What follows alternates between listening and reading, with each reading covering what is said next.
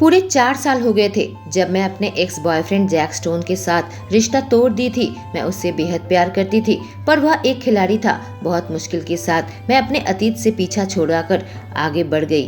College में एक लड़के से मेरी दोस्ती हुई, उसका नाम काई था। बात करते करते पता ही नहीं चला कब हम करीब आ गए। मैं और काई पूरी कोशिश करते थे कि एक दूसरे के बेहद करीब रहे। मैंने कहीं पढ़ा था, बिना कपड़ों के अपने पार्टनर के साथ सोने से करीबी रिश्ता बनता है, पर मेरे अतीत का वह हिस्सा अभी मुझे कभी कभी दर्द पहुंचाता है। मैं उससे उभरकर नई जिंदगी की शुरुआत तो कर चुकी थी, पर कहीं न कहीं मैं उसे अब भी मिस करती थी। और ठीक 4 साल बाद मैं न्यूयॉर्क में देव और नेहा के बेटे आदित्य और मेरी सहेली लिली की शादी की ग्रैंड रिसेप्शन अटेंड करने आई थी। तभी किसी सिंगर के गाने की आवाज मेरे कानों में आई और मेरा दिल धड़कना भूल गया। मेरे सामने खड़ा था बैंगनी आंखों वाला जैक स्टोन्स, मेरा एक्स, जिसे देखकर मेरे अंदर फिर से जज्बात उभरने लगे थे। जब वह मुझे खींचकर डांस फ्लोर में ले आया और मुझे अपने बाहों में भरकर डांस करने लगा।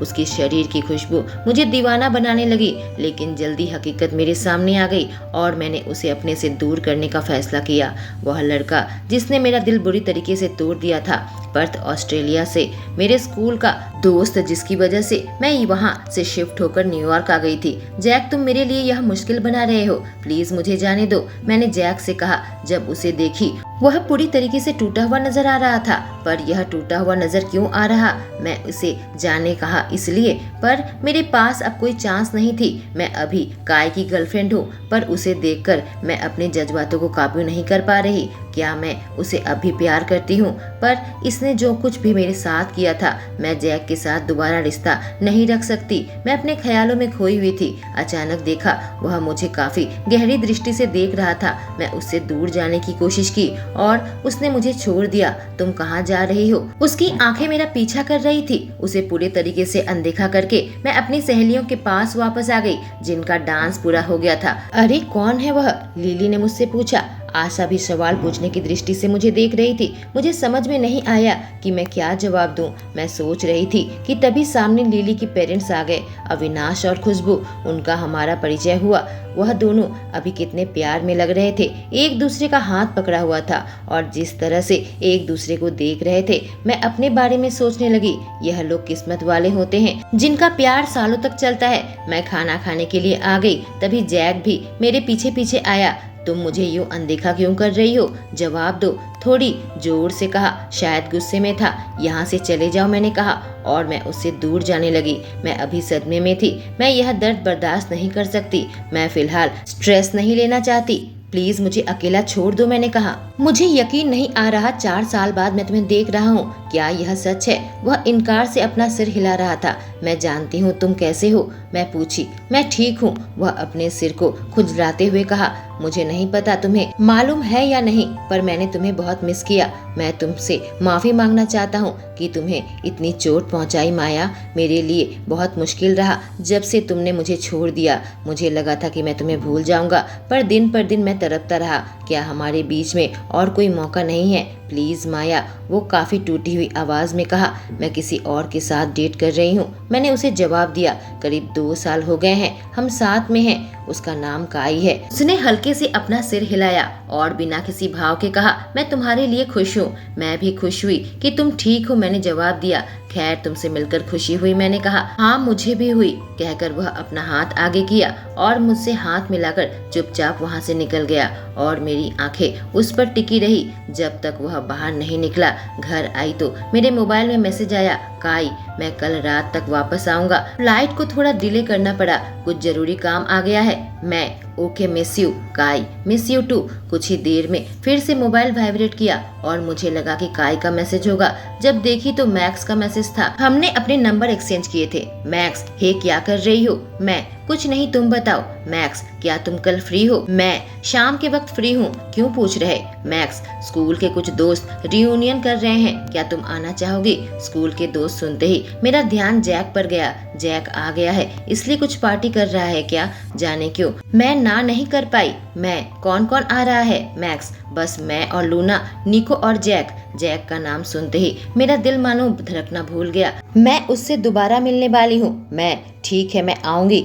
मैक्स ठीक है, मैं तुम्हें एड्रेस भेजता हूँ। मैं मैक्स के बताए पते में पहुँच गई थी। किसी क्लब में बुलाया था। जब मैं वहाँ पहुँची देखी मैक्स और लूना वहाँ पर बैठे हुए थे। मुझे देखते ही मैक्स मेरे करीब आया, साथ में लूना भी। हे माया, तुम्हें देखकर खुशी हुई, मैक्स ने कहा और मैं उसे देखकर एक बड़ी सी मुस्कान दी। तभी लूना मेरे पास आई, वो मेरे बाहों से लिपट गई। तुमसे मिलकर बहुत अच्छा लगा। यह लड़की कल ही पहली बार मुझे पार्टी में मिली थी, लिली की ननद, और इतनी मिलनसार है कि मुझे एक दिन में ही दोस्ती हो गई। सच में यह बहुत प्यारी है। शायद इसी वजह से मैक्स इससे इतना प्यार करता है। सच में तुम बहुत प्यारी हो लूना, मैंने उससे कहा और वह मुस्कुराने लगी। मैं सोचने लगी बाकी लोग कहाँ हैं। तभी पीछे से जैक आकर मेरे सामने खड़ा हो गया। मैं मैक्स से पूछी निको कहाँ है। उसने कहा वह कुछ वजह से नहीं आ पाया, और तब मुझे एहसास हुआ कि जैक और निको एक जगह पर नहीं हो सकते। उन्होंने मारपीट की थी। आखिरी बार मैक्स मुझे यही बताया था। हालांकि उस बात को काफी वक्त गुजर गए हैं। निको न्यूयॉर्क में है और वह अपनी पढ़ाई में बिजी है, और मेरी भी उससे कोई बात नहीं हुई। जैक मेरे पास आया और मुझे हक करके मेरे गालों को चूमा और मेरा स्वागत किया। आने के लिए शुक्रिया, उसने कहा। उम्मीद करता हूँ तुम बुरा नहीं मानोगी अगर मैं खाना ऑर्डर करूँ तो, और कुछ ड्रिंक ऑर्डर करूँ तो। हाँ, एकदम सही रहेगा, मैं मुस्कुरा कर कही। उसने मेरी चेयर को खींचा और मैं बैठ गई, और वह सामने आकर बैठ गया। वैसे तुम न्यूयॉर्क में क्या कर रहे हो, मैंने उससे पूछा। मैं यहाँ कुछ गाने की रिकॉर्डिंग के लिए आया था और शायद मुझे कुछ समय के लिए यहाँ रुकना पड़ेगा, उसने जवाब दिया। तो तुम सिंगिंग को आगे बढ़ा रहे हो, मैंने पूछा। हमारे बीच में आम बातचीत हो रही थी और मैं बार बार अपनी घड़ी देख रही थी। मैं यहाँ से जल्दी निकल जाना चाहती थी। मैंने जैक से बताया कि मैं इंटर्नशिप शुरू करने जा रही हूँ और कल मेरा पहला दिन था। जैक ने मेरे काम के बारे में कुछ पूछा और हम चारों आपस में काफ़ी अच्छे से बात कर रहे थे, और जल्दी ही हम वहाँ से अलग हो गए। मैं अपने बिस्तर पर एक पतली चादर ओढ़कर लेटी हुई थी, अपना फोन इस उम्मीद से चेक कर रही थी कि काय का कोई टेक्स्ट मैसेज मिले। जब मैं थोड़ी देर पहले घर पर आई थी तो मैंने उसे टेक्स्ट मैसेज भेजा था, पर उसने कोई जवाब नहीं दिया। 1 घंटे इंतजार करने के बाद बेडरूम का दरवाजा खुला और एक जोड़ी बादामी आंखें मुझे देखने लगी। चश्मा पहनने के बावजूद भी उसकी आंखें कितनी खूबसूरत लगती है। उसके हल्के भूरे बाल काफी उलझे हुए थे। मैं मुस्कुराने लगी जब वह अंदर आया। हे बेबी, हे, वह काफी थकावट के साथ कहा।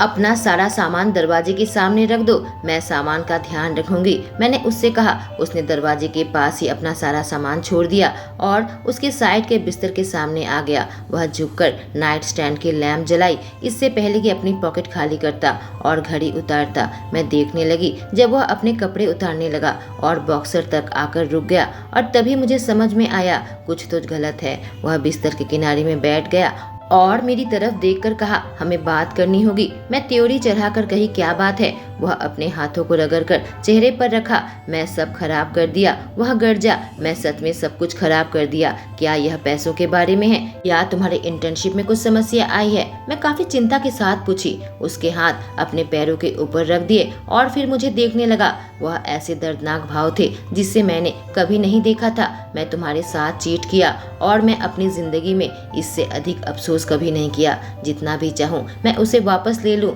मैं नहीं ले सकता। जो मैं कर सकता हूँ, तुम्हें सच्चाई बता सकता हूँ और तुम्हारी सारे सवालों के जवाब दे सकता हूँ। किसी कारणवश मेरा शरीर बिल्कुल सुन्न पड़ गया।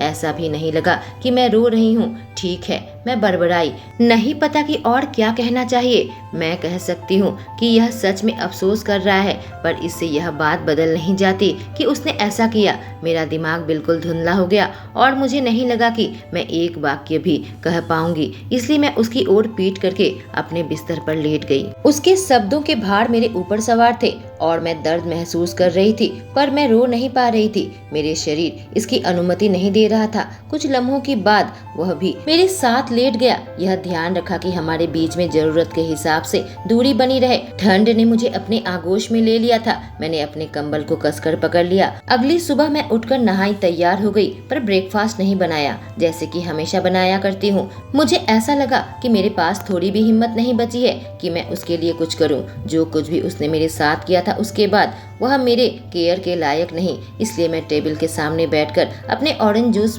पी रही थी और अपने मेल चेक कर रही थी जब वह किचन के सामने आया और मैंने उसकी आंखों में नहीं देखा। वो मेरी उल्टी साइड में बैठा और एक गहरी सांस ली। मैं कोई सवाल का जवाब दे सकता हूँ जो तुम्हारे मन में चल रहा है। पूछने में बिल्कुल भी मत घबराना। मैं तुम्हारे साथ सच्चा रहना चाहता हूँ। वह कौन थी, मैंने पूछा। उसका नाम निकोल था। मैं उसे क्लब में मिला था जब मैं अपने दोस्तों के साथ वहाँ बाहर क्लब में गया था। उसने जवाब दिया। क्या तुम फिर से इरादा बना रहे हो कि उसे दोबारा मिलोगे, मैं पूछी। उसने इनकार में सिर हिलाया। नहीं, बिल्कुल भी नहीं। हम दोनों में कोई भी एक दूसरे के साथ दोबारा संपर्क नहीं बनाना चाहता। जो कुछ भी हुआ उसके बाद, उसने कहा।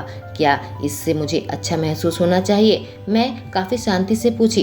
तुम्हें पता है ना मैं अपने एक्स बॉयफ्रेंड से क्यों ब्रेकअप कर ली थी? यह बस मेरी भावना के साथ खेल रहा था और मुझे धोखा दिया था। अगर कल को वह लड़की प्रेग्नेंट हो जाएगी तो क्या होगा, मैं पूछी। नहीं, ऐसा नहीं होगा। मैं जानता हूँ मैं बेवकूफ़ी की है, फिर भी मैंने प्रोटेक्शन यूज़ किया था, उसने जवाब दिया। मैंने यह सुनकर अपनी भौं ऊंची की। इससे पता चलता है कि तुमने पहले से ही तैयारी कर रखी थी। उसकी आंखें बड़ी बड़ी हो गई। नहीं, उसके पास प्रोटेक्शन था। अपनी आंखों को बंद करके मैं गहरी सांस ली। कहा, आज मेरा इंटर्नशिप की पहली दिन है, मुझे काम पर जाना होगा। अपनी आंखें खोलकर मैं अपने सारे सामान इकट्ठा करने लगी और गिलास को सिंक में रख दिया। हम दोनों में से किसी ने भी कुछ नहीं कहा। जब मैं दरवाजे से बाहर निकल गई, अपनी सनग्लास पहन लिया। भले ही मैं रो नहीं रही थी, पर मेरी आंखों से पता चल रहा था कि मैं सोई नहीं थी। और फिर मैं अपने कार में बैठ गई। फिर मैं माथुर इंडस्ट्रीज के लिए निकल पड़ी। मेरे दिल की धड़कन तेज हो गई जब मैं एलिवेटर से बाहर निकली और उस डिपार्टमेंट की ओर बढ़ने लगी जिसने मुझे इंटर्न के रूप में रिक्रूट किया था। माथुर एंटरप्राइजेस का हेडक्वार्टर बहुत ही बड़ा था। मुझे यकीन नहीं आ रहा था मैं यहाँ काम करने वाली हूँ। मैं अपने डैड के कैसीनो में भी इंटर्नशिप नहीं करना चाहती थी। लिली के कहने पर ही हम तीनों ने यहीं पर अप्लाई किया था। तीनों का सिलेक्शन हो गया। लिली भी यहाँ पर आ गई है। वो न्यूयॉर्क से ही इंटर्नशिप करने वाली है। उससे ऐसा फैसला इसलिए लिया ताकि आदित्य कुछ समय तक अपने मम्मी पापा देव और नेहा के साथ रह पाए। हाँ, वह दोनों अपने ससुराल में रुकने वाले हैं। लिली मार्केटिंग डिपार्टमेंट में है जबकि मैं फाइनेंस डिपार्टमेंट में। इस बात की खुशी है कि हम मिलते रहेंगे अगर उसे फुर्सत मिली तो, क्योंकि आदित्य भी यहाँ पर है। आशा हालांकि सिएटल से ही अपनी इंटर्नशिप करेगी। माथुर एंटरप्राइजेस के ब्रांच ऑफिस से वह कल भी वापस चली गई थी और मैं उसे बहुत मिस कर रही हूँ। 1 महीने पहले से काई न्यूयॉर्क में रह रहा है। उसने एक अपार्टमेंट किराए पर ले लिया था और मैं उसके साथ रहने वाली थी, पर मुझे नहीं पता था उसके साथ मेरा जो कुछ भी हुआ मैं क्या फैसला लूंगी।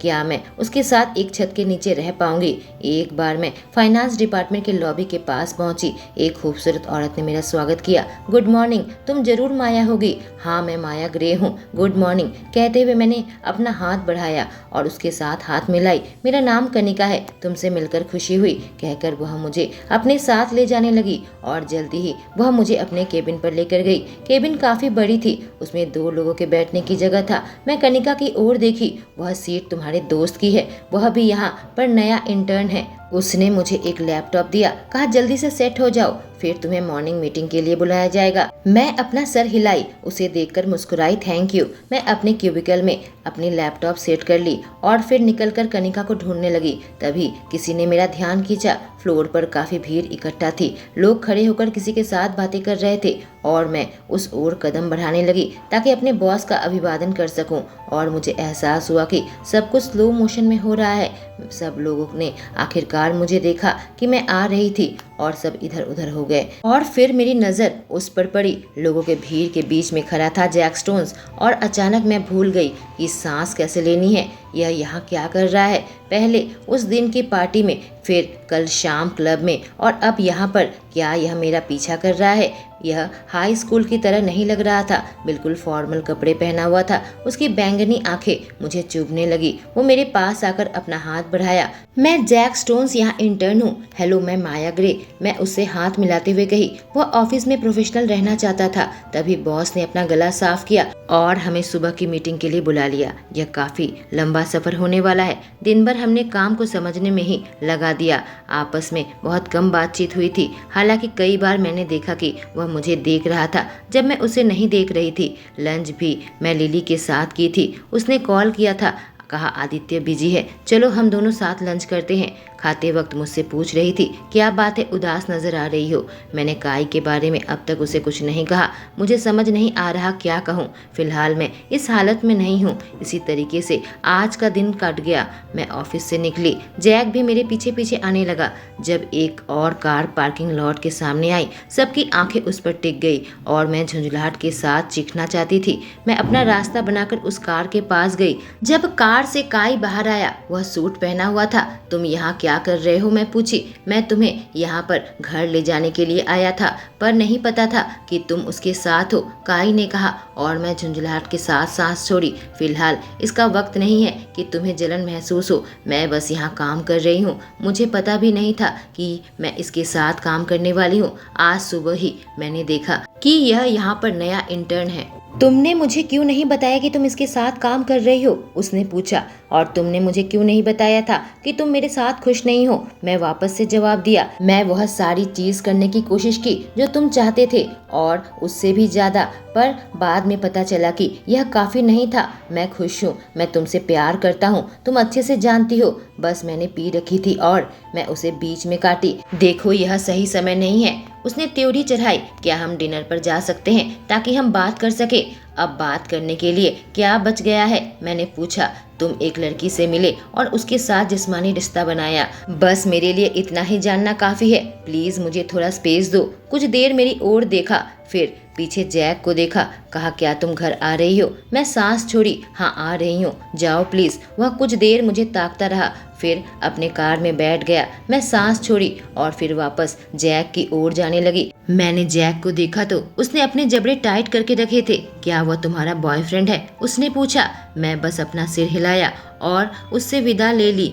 उस बारे में बात करने का मेरा मूड नहीं था, पर जैक आखिर गुस्सा क्यों हो रहा था। अब हम अलग हो चुके हैं, हमारे बीच में कुछ भी नहीं है। एक और रात अपनी पीठ काई की ओर करके सोने के बाद मैं शारीरिक और मानसिक रूप से बहुत थक गई थी, क्योंकि मुझे नींद नहीं आ रही थी। नहाने के बाद मैं अपने बैग में अपना कपड़ा भर लिए, साथ ही कुछ जरूरी सामान भी। काई मुझे देख रहा था, कुछ नहीं कहा। जब मेरा काम खत्म हो गया, मैं खड़ी हुई, उसकी ओर मुड़ी। मैं आज रात लिली के साथ रहने वाली हूँ, कल सुबह मैं वापस आऊंगी। ठीक है, उसने कहा। मैंने किचन में जाना भी जरूरी नहीं समझा कि एक ड्रिंक ले सकूं, क्योंकि मुझे अभी कुछ और नहीं चाहिए था। बस मैं इस घर से निकलना चाहती थी। अपने ड्राइववे में आकर मैं लिली को टेक्स्ट मैसेज भेजी और उससे पूछा क्या मैं आज रात उसके पास आ सकती हूँ। फिलहाल वही मेरी सबसे करीबी दोस्त है। मैं अपने ऑफिस से आकर अपना काम करने लगी। जैक भी मेरे साथ बैठकर काम कर रहा था। थोड़ी देर बाद लिली मेरे डेस्क के पास आ गई। वह एक पल के लिए जैक को देखी और फिर मेरी ओर देखी। तुम ठीक तो हो ना, उसने पूछा। मैं जैक के सामने उससे बात नहीं करना चाहती थी। उसके साथ मैं बाहर कैफेटेरिया में आ गई। वह मेरी ओर देख रही थी। यह वही लड़का है ना जो हमारी शादी के रिसेप्शन में गाना गा रहा था। यह यहाँ क्या कर रहा है मुझे नहीं पता, नया इंटर्न है, मैंने कहा। जैक न्यूयॉर्क में क्या कर रहा है मैं खुद भी नहीं जानती थी। मैंने उससे पूछा नहीं, मैं बस यहाँ अपना काम में ध्यान लगाने की कोशिश कर रही थी। आखिर बात क्या है, लिली पूछी। मैं सांस छोड़ी। जब काई वापस आया, उसने बताया कि उसने मेरे साथ चीट की है। मैं इतना कह सकती हूँ कि उसे अफसोस हो रहा है, पर इसलिए बात बदल नहीं जाती कि उसने ऐसा किया। मुझे बस इस स्थिति से बाहर निकलना है, इतना मैंने कहा कि लिली की आंखें बड़ी बड़ी हो गई। मुझे यकीन नहीं आ रहा कि उसने तुम्हारे साथ ऐसा किया। हाँ मुझे पता है, मैं बात बढ़ाई। देखो मुझे तुम्हारे साथ हैंग आउट करने में खुशी होगी, पर तुम जानती हो मैं ससुराल में हूँ और आदित्य इतने लंबे समय के बाद यहाँ आया है और मैं भी, उसने कहा। और मैं समझ गई यह बिल्कुल सही कह रही है। उनके परिवार के बीच में मेरा जाना ठीक नहीं होगा, वह भी ऐसे हालत में जब मेरा दिल टूट गया है। लिली कुंवारी नहीं शादीशुदा है। मैं समझ गई, माफ करना, मैं बहुत परेशान थी कि मेरा दिमाग ठीक से काम नहीं कर रहा। मैंने कहा शायद तुम्हें अपने परिवार के साथ रहना चाहिए, तुम्हें थोड़ा सपोर्ट मिलेगा। वह सुझाव रखी। जब हम खड़े हुए उसने मुझे हक किया। सब ठीक हो जाएगा माया, उसने कहा। शायद मुझे चलना चाहिए, मेरी अभी मीटिंग है, मैंने उससे कहा और वह समझकर अपना सिर हिलाई। मैं अपने सीट पर वापस आई। तब देखा जैक वहाँ नहीं था। थोड़ी देर बाद वह भी आ गया। वह मेरी ओर मुड़ गया और फिर अपना गला साफ किया। मैं देख रहा हूँ तुम मुझसे दूरी बना रही हो। उसकी बात सुनकर मैं थोड़ी सी घबराई। नहीं, ऐसी बात नहीं है, यह मेरा पहला इंटर्नशिप है, मैं बस काम को समझने की कोशिश कर रही थी, मैंने जवाब दिया। और आखिरकार वह सवाल जो मुझे परेशान कर रहा था, मैंने उससे पूछा, तुम यहाँ क्या कर रहे हो? मैं यहाँ कुछ गाना रिकॉर्ड करने आया, तो रिकॉर्डिंग हाउस को मेरा परफॉर्मेंस पसंद आया।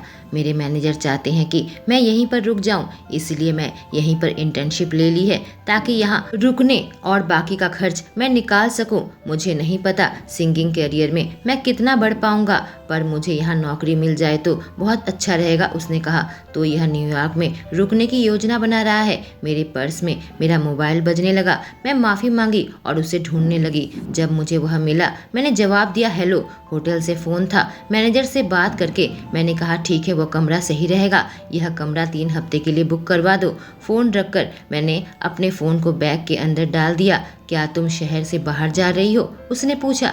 नहीं। क्यों? मैं कंफ्यूज थी।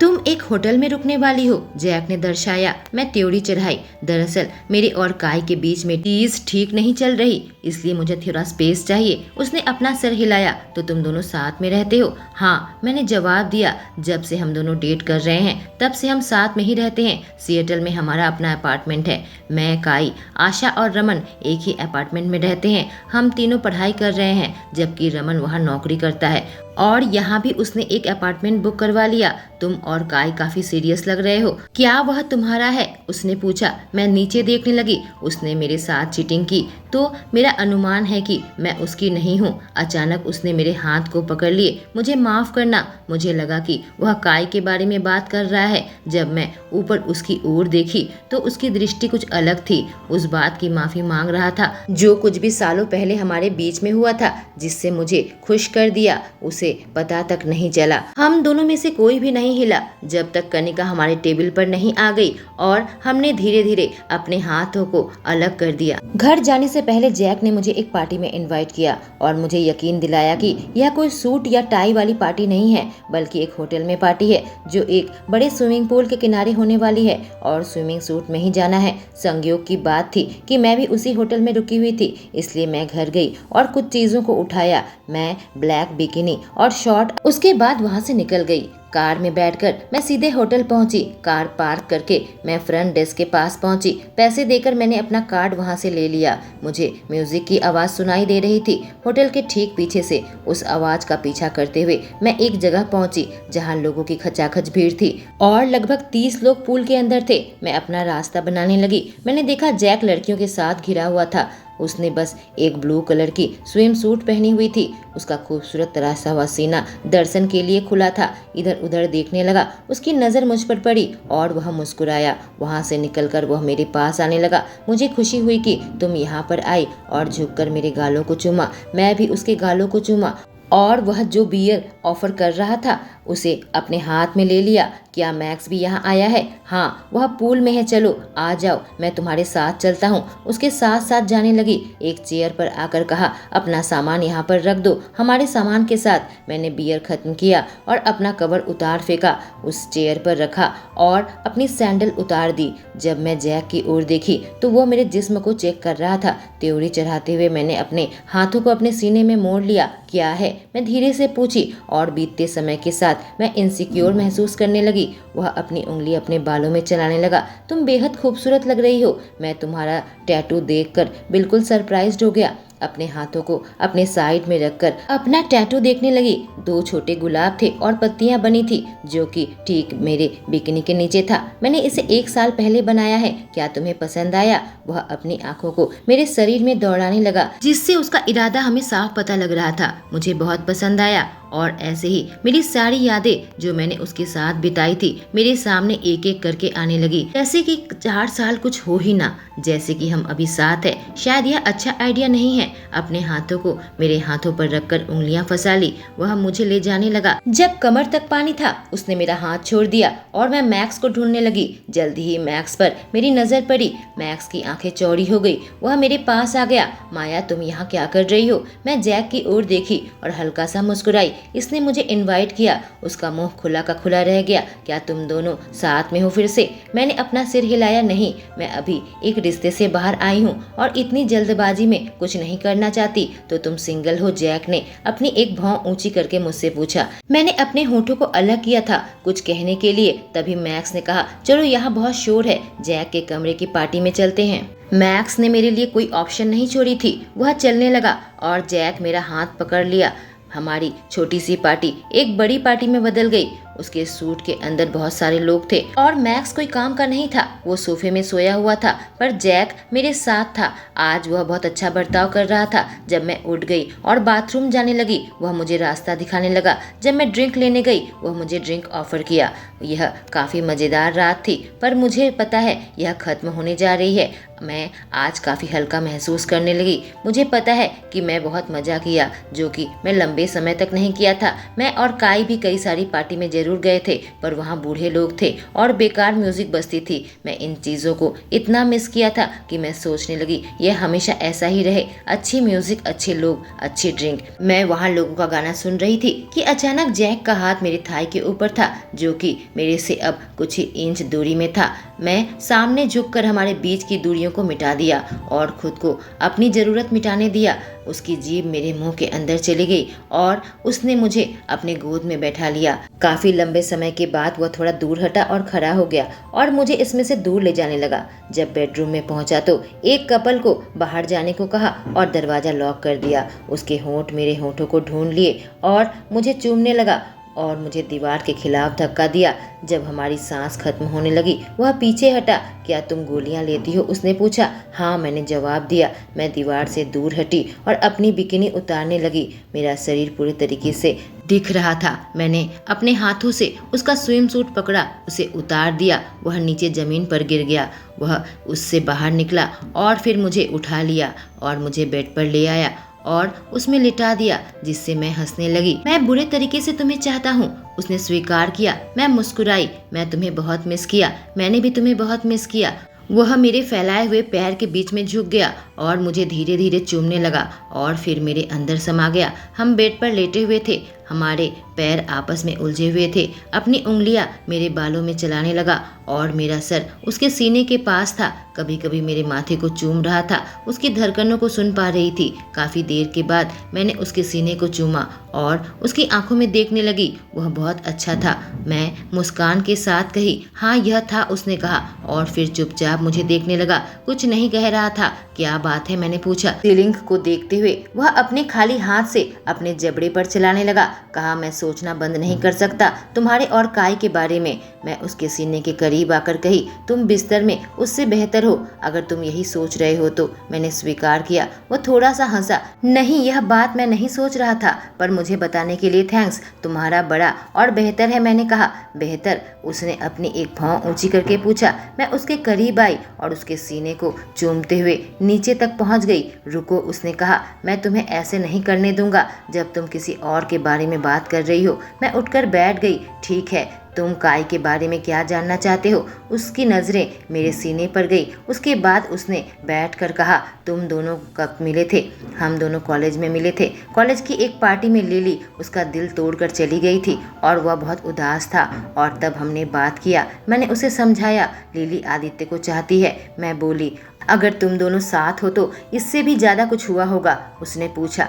ठीक है, हम दोनों साथ उस दिन घर चले गए, पर हम दोनों के बीच में कुछ नहीं हुआ। सुबह जब हुई, मैंने उससे पढ़ाई में कुछ मदद मांगी थी और वह मदद करने को तैयार हो गया। फिर धीरे धीरे मैं उसके करीब हो गई। इस तरह से तुम मुझे भुलाकर उसके करीब चली गई? उसने पूछा। मैंने कहा, तुमने मेरा दिल तोड़ा था, मुझे माफ़ करना, मैंने उस समय सब खराब कर दिया, ठीक है? उसने कहा। मैं उसके करीब आई। हम दोनों ऐसे ही खामोश थे। क्या तुम मुझसे प्यार करती हो? उसने पूछा। वह मुझे करीब लाया और मेरे होठों को चूमने लगा और हम एक बार फिर एक दूसरे के करीब आ गए। दोस्तों, माया ग्रे काई और जैक स्टोन्स में से किसे चुनेगी? उन दोनों ने ही उसे एक एक बार धोखा दिया है। इस कहानी में मेरे साथ बने रहें। Thank you.